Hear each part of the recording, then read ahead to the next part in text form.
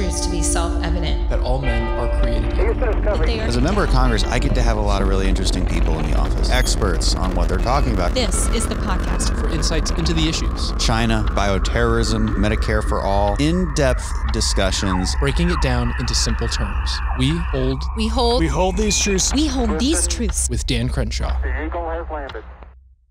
We're 77 days into Russia's invasion of Ukraine. Now, early on, intel assessments indicated Kiev would fall in 72 hours and that Russia would overwhelm Ukrainians quickly with their superior and better equipped force.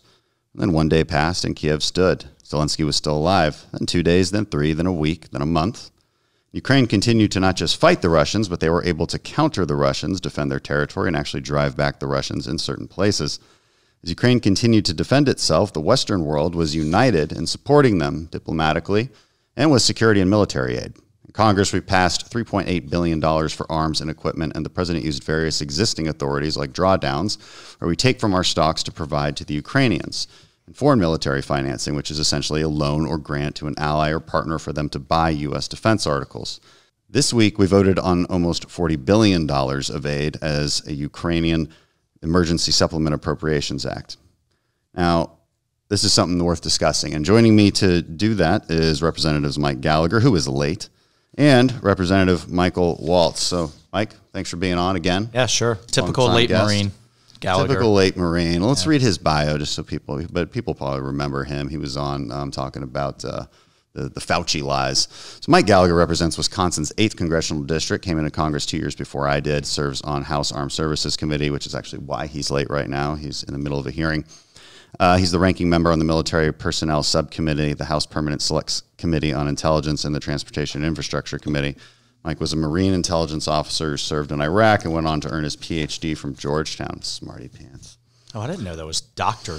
Gallagher. I didn't actually know that. I knew he did like professor work. First of all, I want to see proof. We need to contact the university.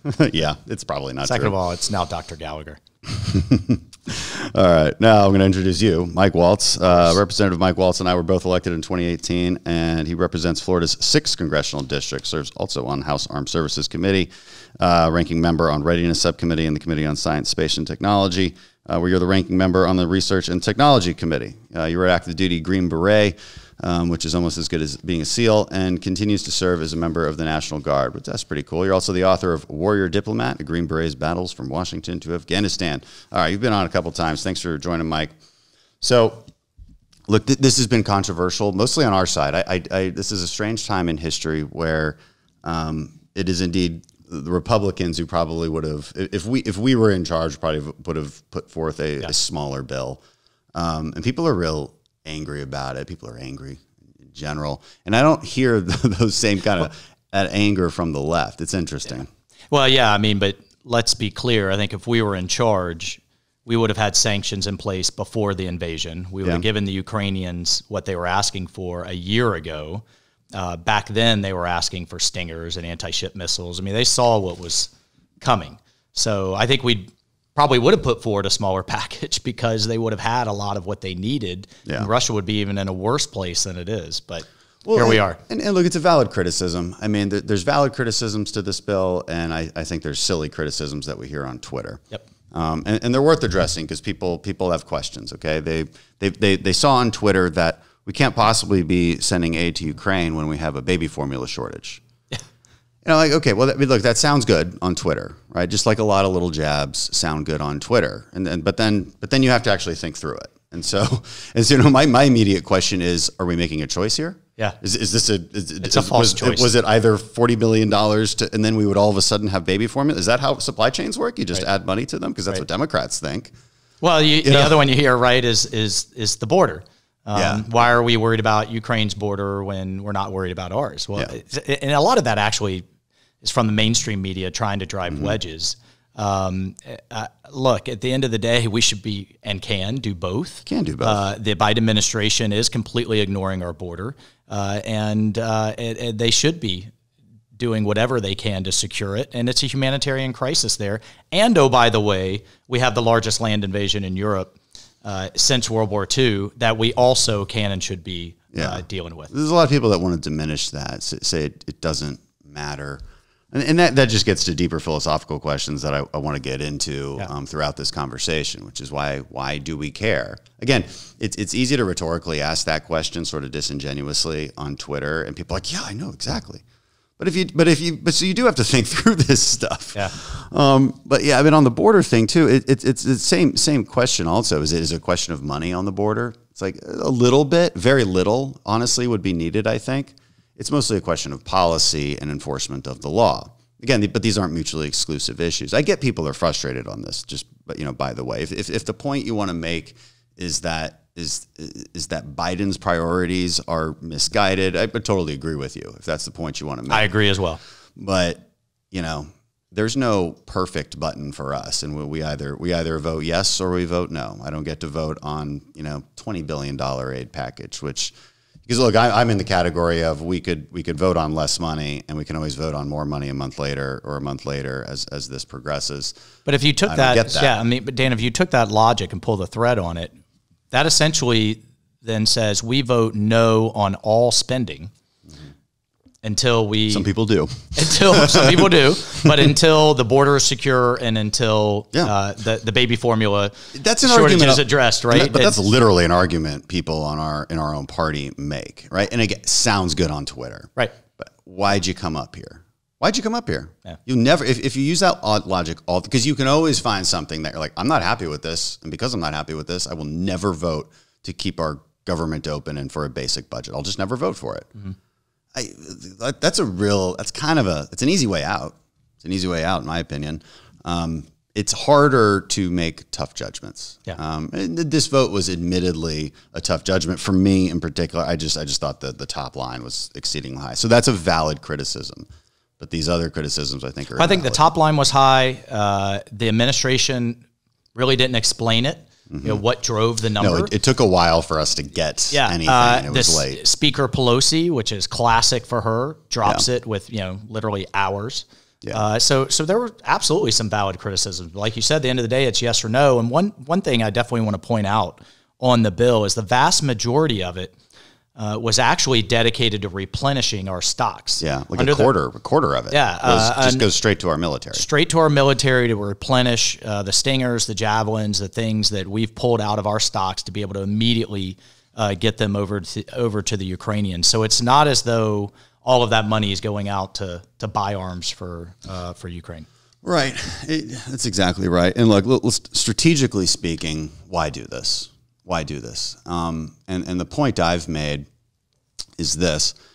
If you have the opportunity, without losing a single American life, to effectively dismantle or disable the second largest adversary that we have, which is the Russian military, and somebody's doing the fighting for you, why are you not in favor of this? How is that not putting America first? This is, by the way, I think Trump would be championing this.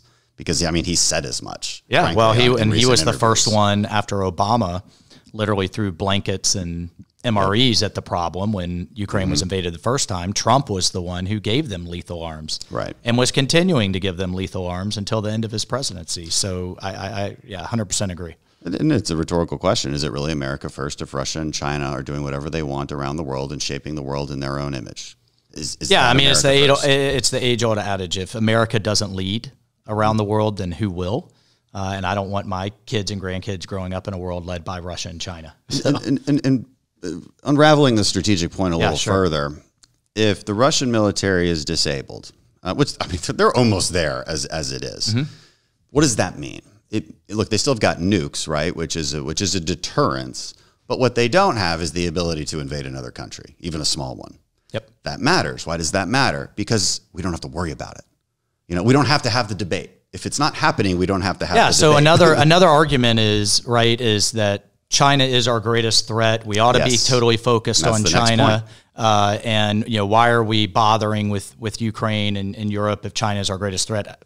Again, take it off the table. Agree. Take it off the table so we can focus on China. I agree baby formula is a problem. I agree that our border is a problem that Biden's ignoring. And I spend a good portion of every day in Congress dealing with the Chinese Communist Party, whether they're in our universities or cyber or focusing our military. But if you want to truly be able to focus on China going forward, this war is going to take Russia off the table for many, many years, and their ability to threaten the region. I mean, their military is just run into a meat grinder.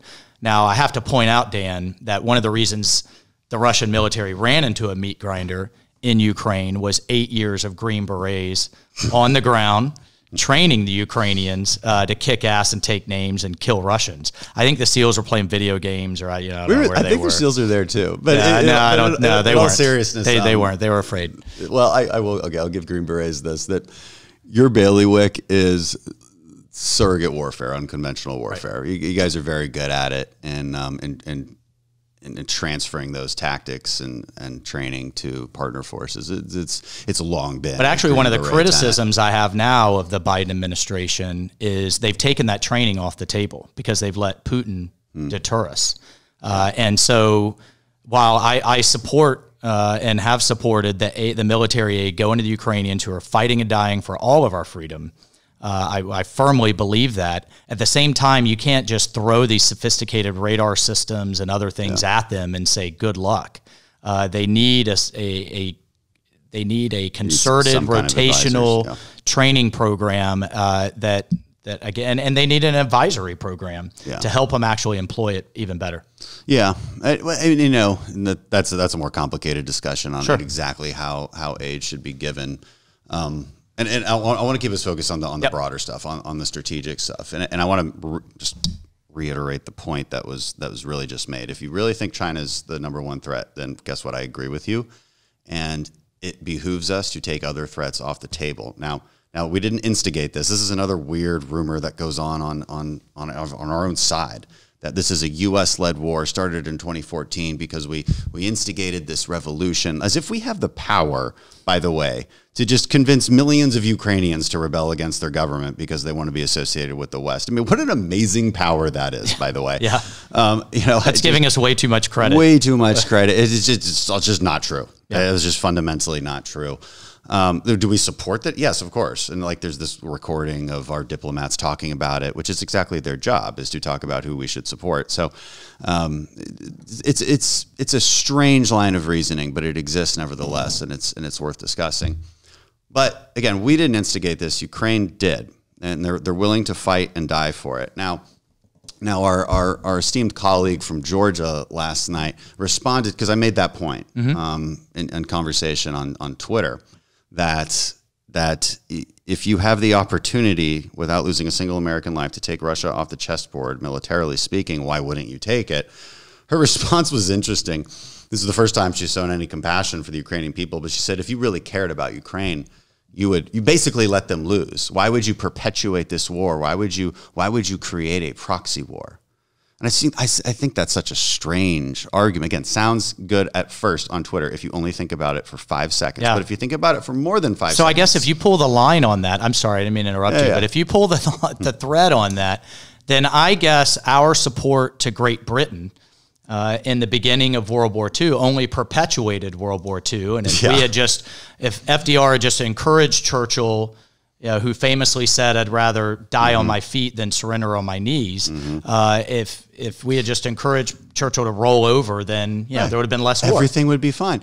And I guess we'll take that to Taiwan. And when does that slippery slope argument stop? Well, also it relies on another really strange assumption, which is that these people didn't want to fight unless we coaxed them into fighting. Yeah, which is just clearly not true. These people are now. It's true in Afghanistan. That's clearly true, but not in Ukraine. I don't think it'll be true in Taiwan. It was certainly not true in World War II. So it's just you have to believe in something that is fundamentally untrue to make that statement, which is what happened there. But it's a statement that often gets made, right? It's a statement that's been kind of perpetuated, and why that is, I'm not sure. I want to take the rest of our time again, kind of keep it broad and go through some of these counter arguments that I find to be quite disingenuous. Okay, one reason that people use to explain away why we care about this. So you and I have stated why we care strategically. And by the way, there's why it's in America's interest. And I get, by the way, why it annoys people when Nancy Pelosi's like, because democracy and freedom. Yeah. those are important. And by the way, if we don't stand for something, then what's the point? Okay, right. So listen, I'm saying I disagree with that, but I understand why it frustrates people, because you want a bit more of a practical explanation.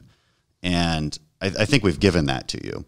The last thing I would say about why it matters is because the world is a very small place. It is, a 12, 15-hour flight to this part of Europe. This is not far away from you. Mm-hmm.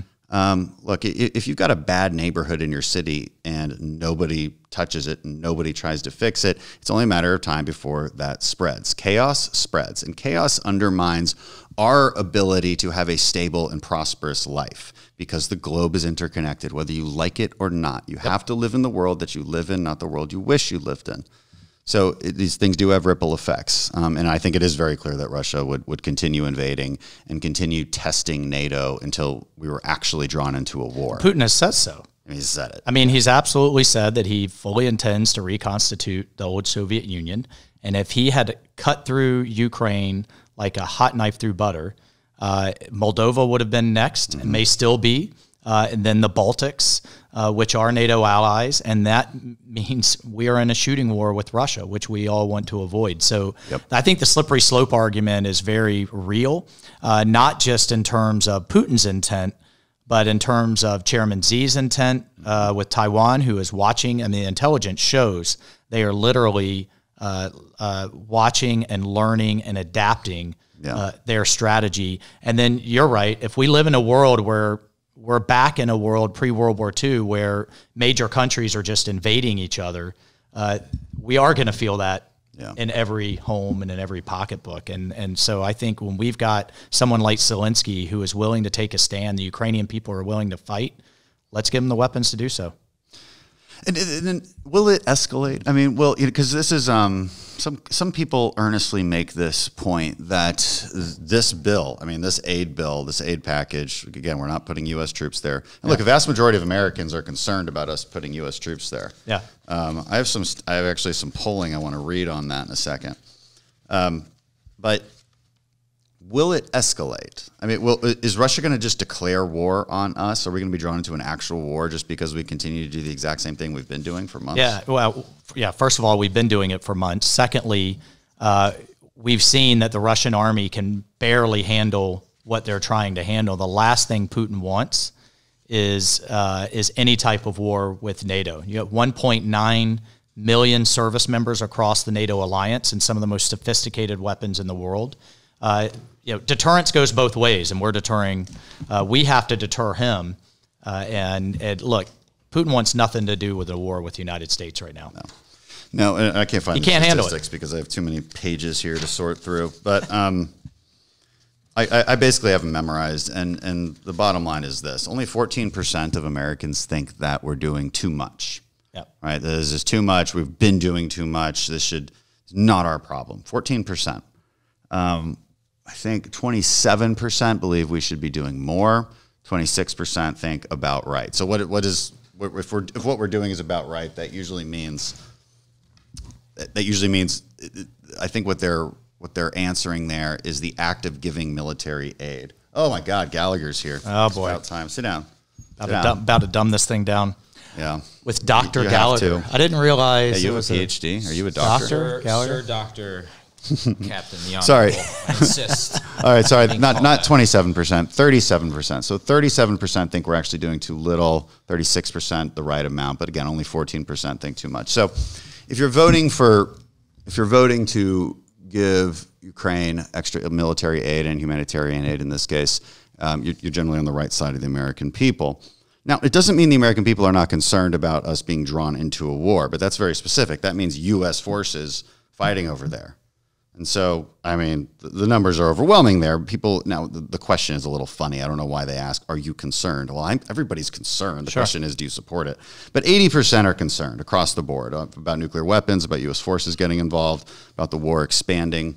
So look, these considerations are not to be taken lightly, but I read a article in National Review today by Michael Brendan Doherty, who's usually very thoughtful. I love listening to his podcast, but kind of made some strange arguments and cherry-picked the same data that I'm using right now and forgot to mention, because he would say, well, only 37% think we're doing too little. Well, you forgot to mention that only 14 think we're doing too much. So, and this sort of almost naive take on things where we assume that, why don't we talk about diplomacy? A lot of people think that diplomacy is the answer.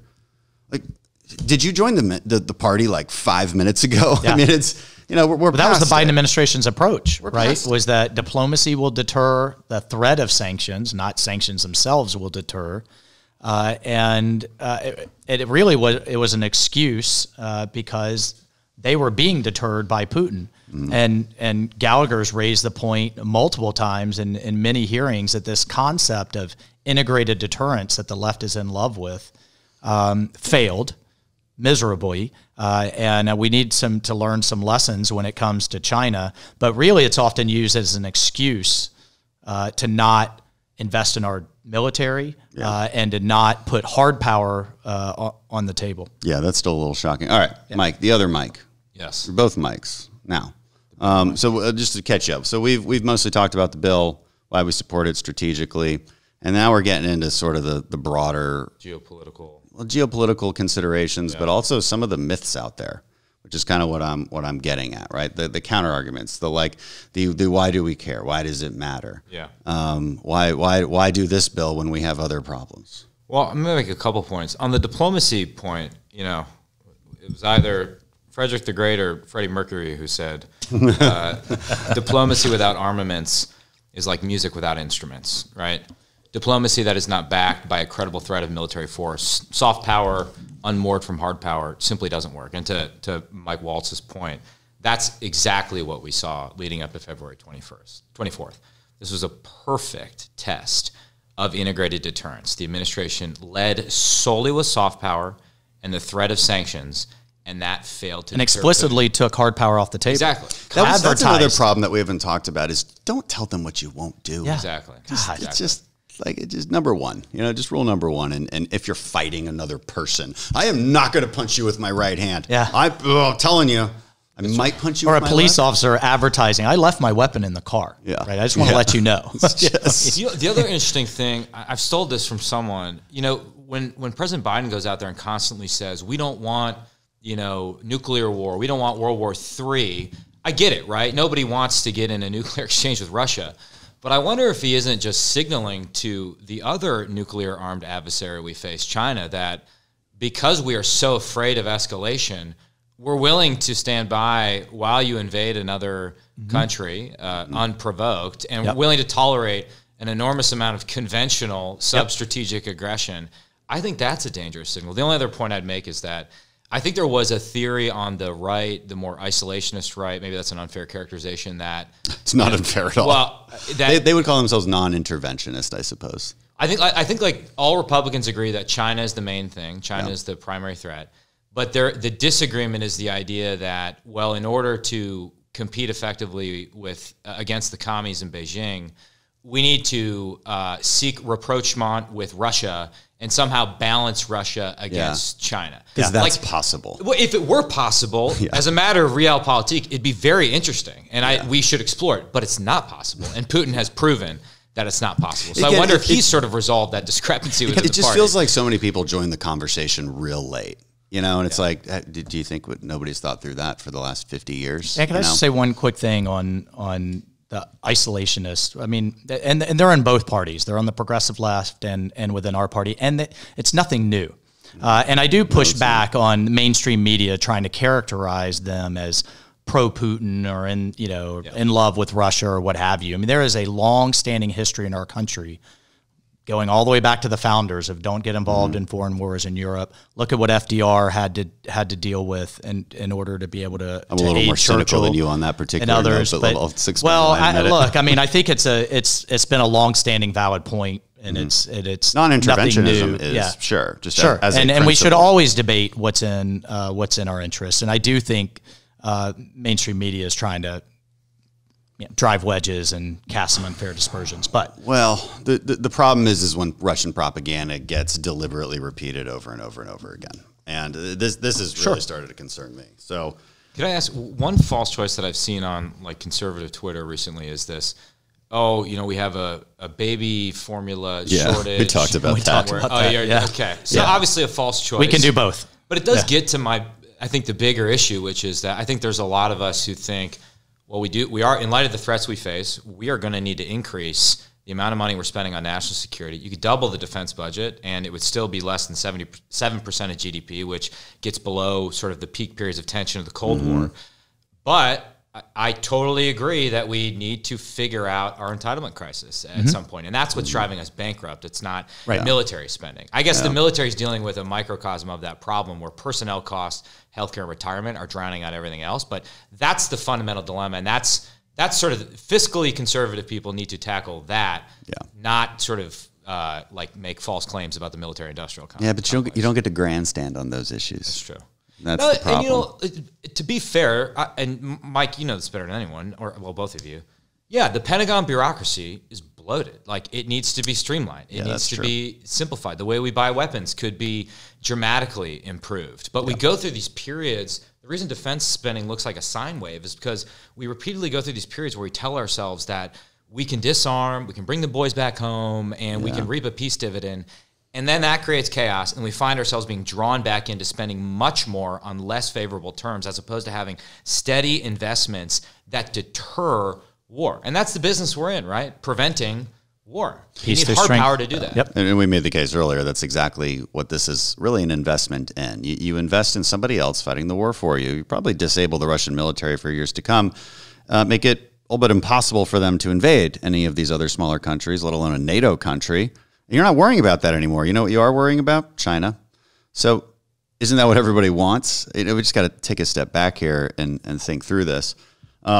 We've hit a lot of those issues. So I want to move on to, again, more arguments that you're hearing on Twitter and some of the non-interventionist right. And some of these are they're alternative explanations as to why on earth would we actually care about Ukraine. So one is, Democrats convinced themselves that Russia stole the 2016 election, and therefore that's the only reason we're doing this.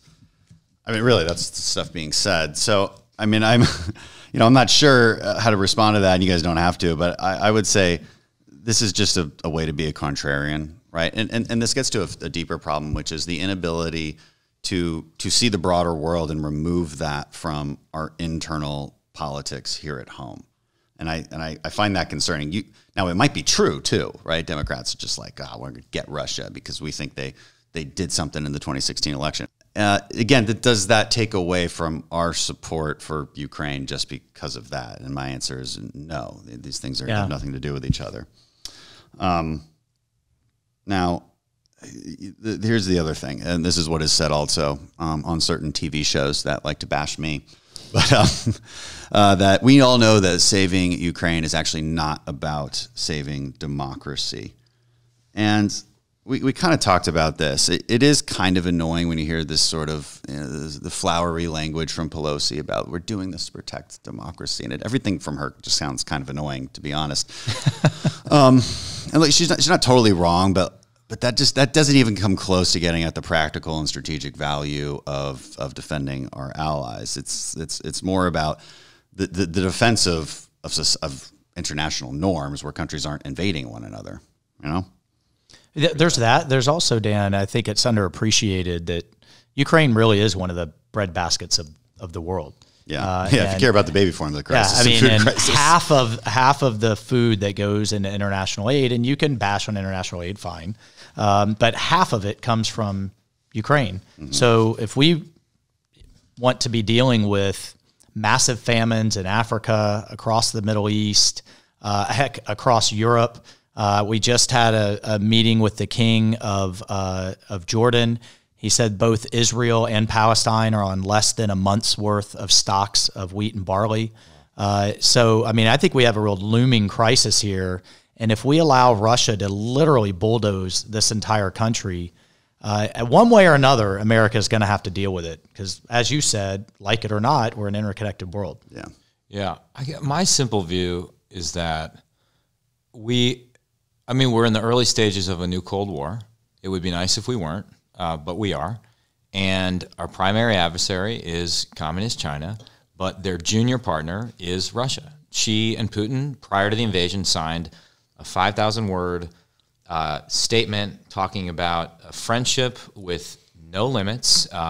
She, though we have no evidence as yet that he's provided lethal assistance to Putin in Ukraine, has supported his entire logic and rationale for the war. They both are obsessed with the threat posed by so-called color revolutions. They think the United States is behind color revolutions around the world, attempts to undermine their own authoritarian rule. These are our primary enemies, and if we don't wake up to that fact, we are going to lose this Cold War before it goes any further. And I would say we tend to think about this as like a long-term marathon, right? The Pillsbury book, the 100-year marathon. Okay, I get that, and it probably will be, but it could also be a short sprint in which we lose, right? There's I think a naive line of thinking out there right now that because she is watching Putin encounter unexpected friction in Ukraine, he's rethinking his plans on Taiwan. No, he's adjusting his plans on Taiwan. Yeah, he's going to abandon his lifelong ambition. Yeah, exactly. No, he's going to make him even better. Totally. And we just had a hearing with the Navy on this, and everyone, the intelligence community, just briefed the Senate. Everyone is saying this is going to happen within the next 5 to 7 years. I hope they're wrong. Yeah. And by this, I mean an invasion of Taiwan. And again, why do we care about Taiwan? Well, if China takes Taiwan, they control 50% of global GDP and trade into all of Asia. We can't let it happen. He's learning his lessons, and I think at the end of the day, I think this could be a war that we don't win. Could I ask one interesting thing has been the former president has gone out there and said, this never would have happened. It didn't happen when I was in office. I actually think Trump kind of has a point there, and I do think I don't think he is on the side of the right that we're talking about right now. The people who call themselves America First are not paying attention to what Trump's foreign policy was. Yes. Trump's foreign policy was, I'm going to threaten to bomb the shit out of you, literally, this is verbatim to Putin. I'm going to bomb the shit out of Moscow if you invade Ukraine. That's all you need. And by the way, I'm going to arm up Ukraine. Yeah, which he did. And I'm going to kill scores of Russian mercenaries in Syria, right? Because I'm willing to use more Russians died under Trump than any modern president. Yes, literally. Both in Syria and other places around the world. That was direct U.S. troops too. Yeah. That wasn't like that was like U.S. fighter Ukrainians, bombers bombing Russian mercenaries as they dared to attack. I say it again, Dan, Green Berets. There's another question as to whether Green Berets need close air support more than SEALs. I love close air support. SEALs would just fight it out. So smart. So it's not. There's another question as to whether like our actions in one theater or lack thereof affect our credibility in another theater. You've heard some pushback on this idea that our ignominious and ham-handed withdrawal in Afghanistan affected Putin's calculus. I think it did. I think it made us look incredibly weak. But the flip side is that I think because Trump was willing to use force, whether it's in Syria or whether it's taking Qasem Soleimani off the battlefield, I think that caused a lot of people like Putin to think, I don't know what this guy's going to do. Trump had a good balance, right? You didn't try to nation build anything, which is really what pisses people off. I think, especially this particular crowd, I think the Iraq War and people's misunderstandings about that are understandable, by the way, criticisms of it, and our just long-standing occupation of it, it just made people weary. And it makes it hard for them to see the benefit to foreign policy actions in other areas. I get that. I get that, but we got to take a breath. You got to take a breath and think through these things because they matter quite a bit. We already hit this, but I'm going to go through the list here still. And one of these is if you really care about Ukraine, helping Ukrainian people, then you would urge the Biden administration to push for a settlement now, right? Tell the Ukrainian people to basically give up some land, stop fighting. This is a strange one. Again, we already hit this a little bit, but it's a strange one because it assumes that Ukrainians have no agency in the matter. That's right. Which is a very strange assumption considering they're the ones who started fighting without any of us telling them to. Oh, by the way, I've also heard that this is actually what the Biden administration tried to do early on in the conflict, was pressure the Ukrainians into settling because they did not believe that the Ukrainians would fight effectively or that they had any hope I think that's true. of winning. Yeah.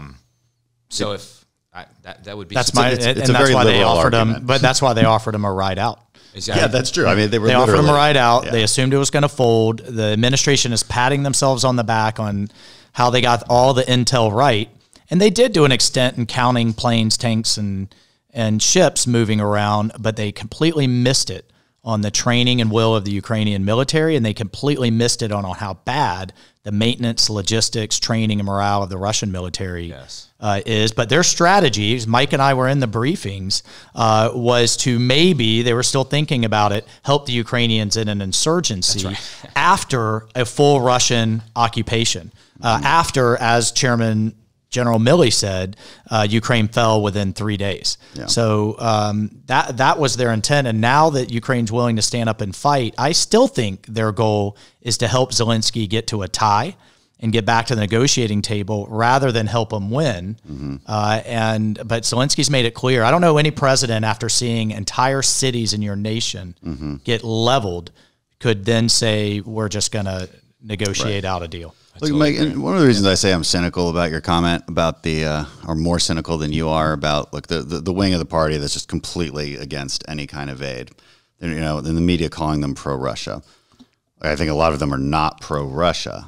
We have colleagues who I think earnestly believe, I won't name names, but they earnestly, and because I've seen them say this, earnestly believe that we're going to start a war with Russia if we vote on aid to Ukraine. I think they're dead wrong. I mean, it's completely wrong. It hasn't happened yet. It won't happen soon. Russia has no bandwidth to just start a war with us. So they're wrong, but maybe they're making that argument in earnest. But the problem is when you start making other arguments, like, well, the Ukrainians are just neo-Nazis and we're sending weapons to neo-Nazis. Or look at these biolabs. Of course, Russia had to invade because the U.S. was apparently funding biolab weapons in Ukraine.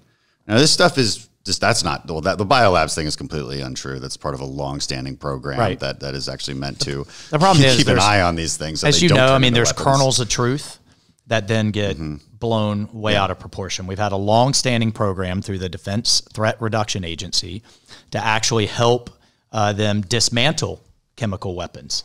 Are there neo-Nazis in Ukraine? Sure. Yeah. Does it mean the entire Ukrainian army? People have admitted this. Yeah. Like 10 to 15%. I mean, but like, yeah. Aren't you a colonel? You can be a colonel of truth. What's that? You should call yourself a colonel of truth, Mike. Better than Colonel Sanders. That's right. Yeah. I wonder if well, first of all, I think maybe the best version of the argument for Republicans that disagree with us would be concerns that our preoccupation with Eastern Europe right now is going to distract from our focus on Indo-PACOM. Now, obviously, as the world's greatest superpower, we should be able to do both. We should be applying the lessons learned in Ukraine to Taiwan yesterday. We should be arming Taiwan to the teeth. But it is a concern that the Pentagon will be focused myopically on Eastern Europe, and we won't move with the requisite speed and urgency. I actually have that concern. I actually oppose any more. I think it's a case that we can start looking over the horizon at smaller presence in Europe. Yeah. Now that the Russian army has exposed itself as just that bad, and now is being devastated, will be even more devastated by the aid that we just voted for. So I think it's a real concern, actually, that we have to watch the Pentagon, who has just a tilt towards, because many of the leaders served in Europe, over the last few decades. You got all these army guys running the Pentagon. Yeah, they love tanks for too long. But your point is interesting because I do think the way we reduce our presence in both EUCOM and CENTCOM is to identify, train, and support lethal partners and allies on the ground. And that's what we're seeing in Ukraine right now. Yeah. We have lethal, capable partners on the ground that are willing to fight. The economy of force approach is to arm them, give them intel, provide support, and have them which will actually save us money in the long run. Exactly. And allow us to put more of our exquisite assets in the priority theater, which is Indo-PACOM. Right. Me and Mike talked about that before you got here as well. I mean, that's the strategic, that's the fundamental strategic argument. Your good looks. Thank you. And your PhD. I appreciate that. Yeah, I didn't know. I'm a PhD from Georgetown. Wow. So elite. Okay, so a couple other things to address and debunk, which is, because this is straight Russian propaganda at this point, but it gets repeated. gets repeated in this country far too often. One of the main ones, what it really boils down to is, look, Putin had no choice because NATO was expanding. They said they wouldn't expand, and Russia felt legitimately threatened. Wouldn't you feel threatened too? What say you to this thing? I think, I disagree. Well, first of all,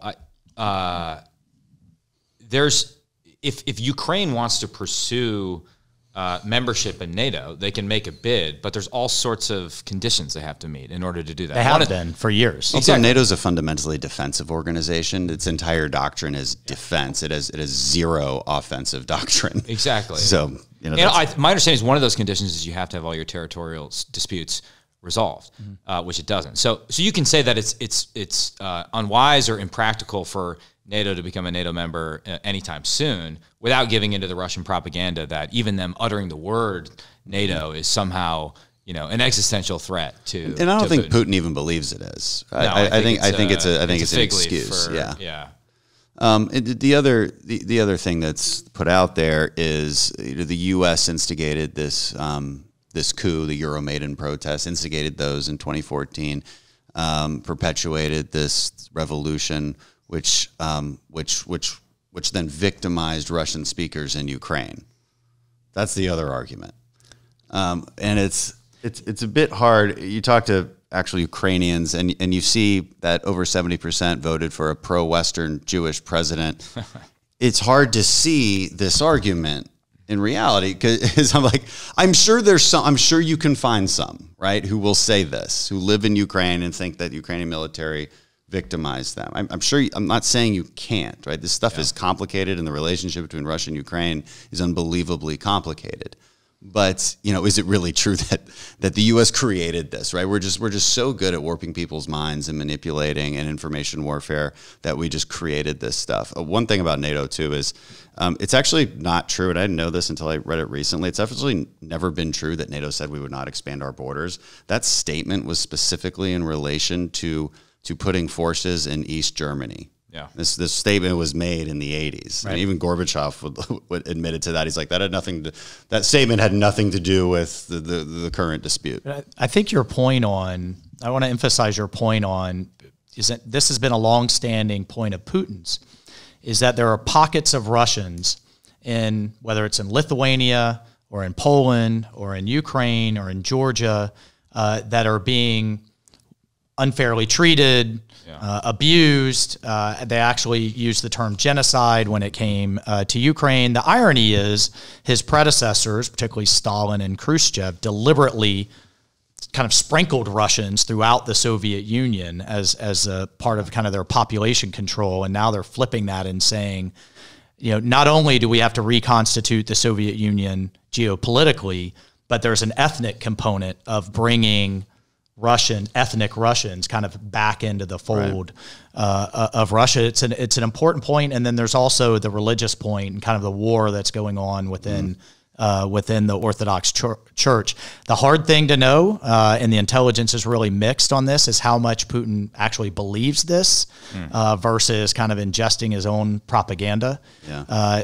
But it is certainly an excuse for doing what he's doing, and he's not going to stop if we let him get away with it. I think those who are concerned about NATO expansion need to balance that against the commitments we made to Ukraine with the Budapest memorandum as well, and how damaging it would be to walk away from that. So while we do not have, obviously we don't have a sort of a mutual defense treaty with Ukraine because they're not part of NATO, we do have obligations that, if we abandon those obligations, I think will dramatically diminish our credibility. I mean, one could argue we already have in many. Well, the lesson the world got from is one of the lessons is don't give up your nukes. Yeah. As Ukraine gave up their nukes based on promises from us, the UK and Russia, and look how that's worked out for them. But the other country learning a lot of lessons from this besides China is Iran, and watching Putin and looking at him and saying, look at what he can get away with under the threat of a nuclear umbrella. Yes.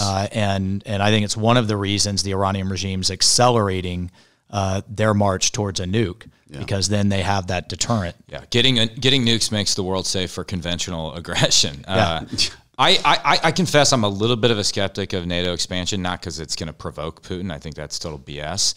But just because we've seen in recent years how much work existing NATO allies have to do in terms of investing in their own defense, I guess that's the silver lining in this. But even there, I feel like the administration is spiking the football before the game is over, right? I mean, we've had the Germans say things that are awesome, and if they become reality, it will be a huge sea change, but are not yet reality, right?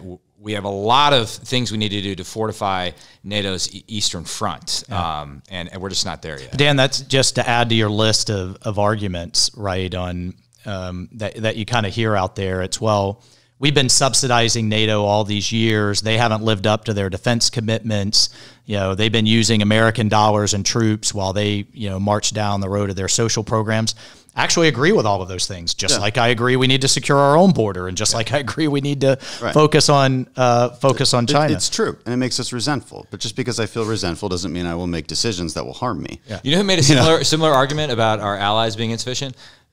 Dwight Eisenhower did in the 50s. Right. I mean, this has been a consistent critique. I wonder, though, one thing I've toyed with is we focus on the inputs, 2% of GDP. You got to meet your 2% of GDP.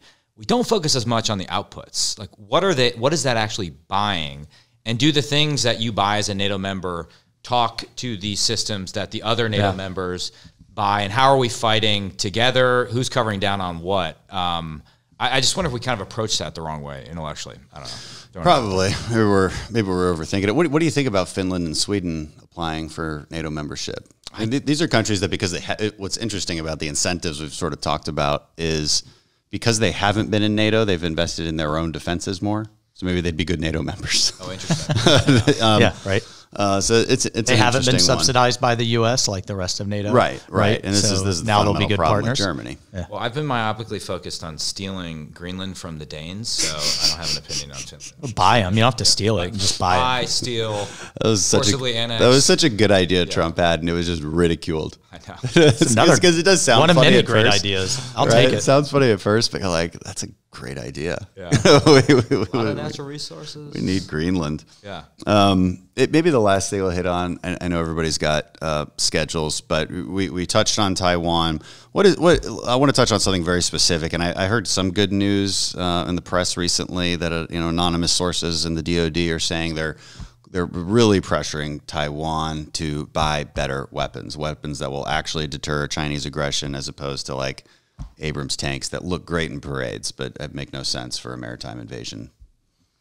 Look, I think the story there is actually mixed. You'll see a lot of finger pointing in the Pentagon towards Taiwan if they want the super sexy weapons, but not the things they actually need.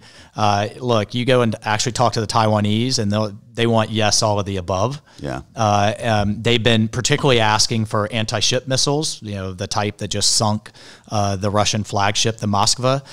They're not due to get them until 2025. Yet you got the intelligence community saying China's going to be prepared to invade by 2027. Yeah. That's cutting it way too close. They've been asking for sea mines. They've been asking for a lot of things.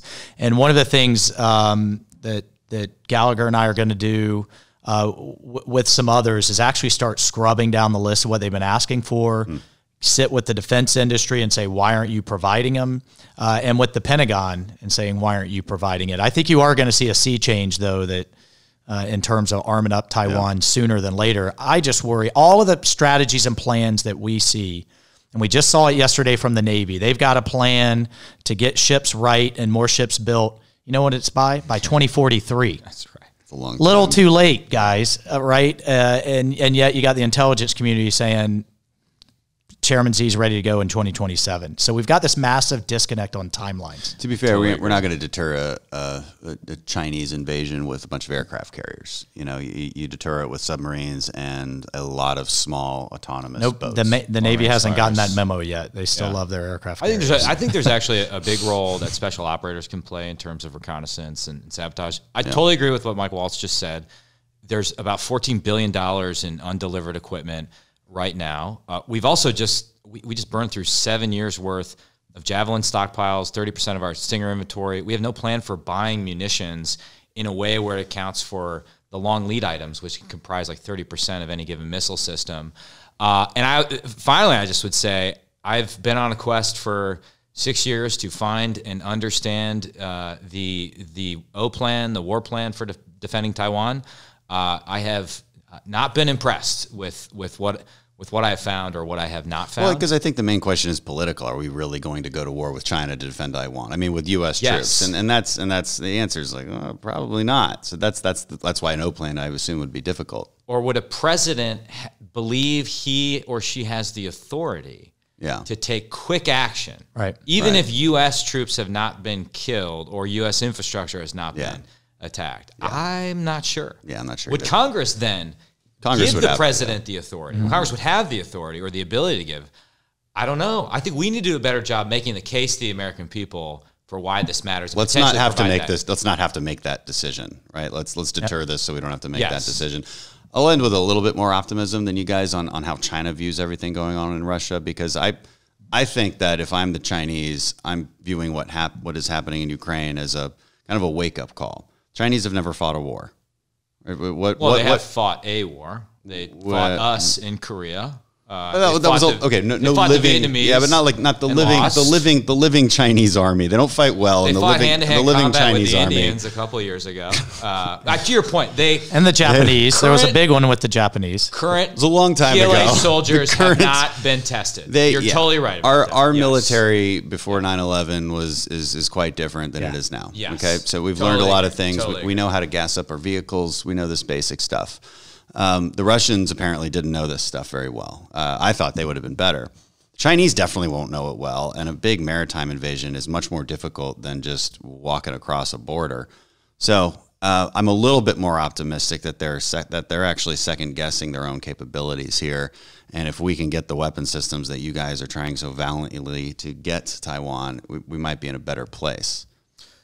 Perhaps. To Mike's earlier point, I think, if anything, she is learning from what's going on in Ukraine right now. And if you think about what's going to happen in the next 3 years, Taiwan has an election in January 24. The DPP is going to win again. She will conclude he can't do this through political warfare peacefully. Oh, by the way, we're going to have a presidential election. We're going to be internally divided and distracted. And if we're doing this whole divest to invest thing, she's looking at us and saying, and if the NATO allies are rearming and the West is waking up. Which means our military is getting smaller in the short term. To invest in more modern weapons in the long term. Will there ever be a better window than in the next 2 to 5 years? I don't know. I hope you're right. And the final thing I'd say is the same things that make Taiwan difficult to invade make it difficult to resupply. Yep. In contrast to Ukraine. Yep. True. So That's right. But we don't know. The honest answer is we don't know. What agree with all, and I would just add, Chairman Z 100% believes this is his legacy, to reunite China. Yeah. And it's just not a matter of if, it's just a matter of when and how he does it from his perspective. And he believes he can get inside a future U.S. president's head to say it's not worth aircraft carriers sinking to the bottom of the Pacific Ocean. It's not worth cyber attacks shutting down whole portions of our grid. It's just not worth it. They believe they can deter us to where essentially we'll just let it happen. Yeah. And that's the case that we have to make to the American people of once that happens, we are no longer a global power. We are no longer the global superpower. And that's not a world I want my kids and grandkids growing up in. No, it'll be worse than you think, right? There's a lot of people that kind of shrug their shoulders to that comment. So what do I care? Yeah. You know, what do I care? Right? Let me live my life. Right. You don't get to have the prosperity and freedoms that you currently enjoy in that world. You know, Z is talking about replacing the American dream with the China dream. Yeah. And having a global techno surveillance state. Just read his speeches. So it's and that mercantilism that they apply domestically, that's what the Belt and Road Initiative is, to apply it internationally. Mm-hmm. To every country around us. So on that cheery note, I'm more everybody go drink. Yeah, go to your hearing, Mike. Yeah. We did last time we did one of these, Dan. Oh yeah, we did. A little bit too early. That was fun. Yeah. Talking about Fauci. Oh, that's right. Oh, God. Fauci. Thanks, everybody. Thanks for listening. Give it 5 stars. Okay, bye.